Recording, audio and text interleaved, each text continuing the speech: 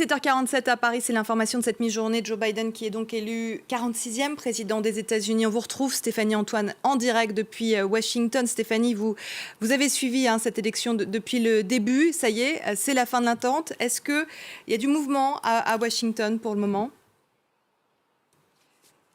Écoutez, à Washington, j'ai entendu quelques klaxons et autant vous dire que dans une ville démocrate comme Washington, il va y avoir certainement de l'animation et certainement une foule en liesse, probablement devant la Maison-Blanche.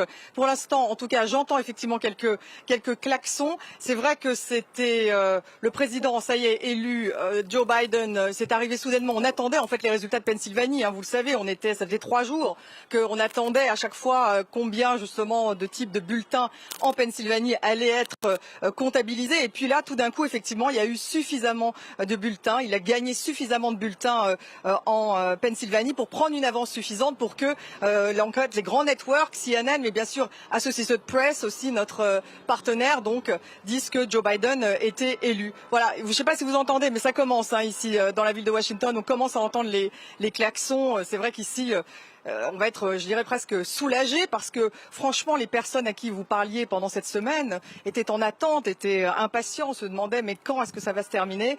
Voilà. Après, bon. Il faut voir un peu ce qui va se passer, bien sûr, dans l'Ouest, dans le Nevada, Arizona. Mais ça y est, Joe Biden est le président élu. Et ça va être la fête, je pense, à Washington. Oui, on entend derrière vous, Stéphanie Antoine, ces klaxons de voitures, alors qu'on sait depuis quelques minutes que Joe Biden est donc élu officiellement. Stéphanie Antoine, Donald Trump vient de s'exprimer.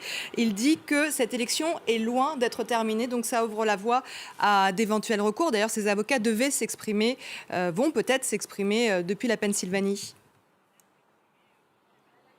Alors c'est tout le problème en fait, parce que évidemment Donald Trump, d'après ce qu'on lisait dans le Washington Post ou le New York Times, ses avocats, son équipe d'avocats, lui demandaient justement d'être un peu plus calme, de peut-être réfléchir à une transition, tout simplement parce qu'on lui disait que sa bataille légale, sa bataille judiciaire n'allait pas remettre en question en fait le suffrage et en fait le fait que Joe Biden soit élu. Mais manifestement Donald Trump il était plutôt en colère à l'égard de leurs avocats, toujours selon la presse ici, et il veut continuer. Donc il ira très loin dans cette bataille judiciaire qui en fait a pris, si vous voulez, elle a démarré pendant toute cette semaine, pendant ces plusieurs jours, dans différents États, à peu près dans plein de comtés. Il y en a en Pennsylvanie, vous savez.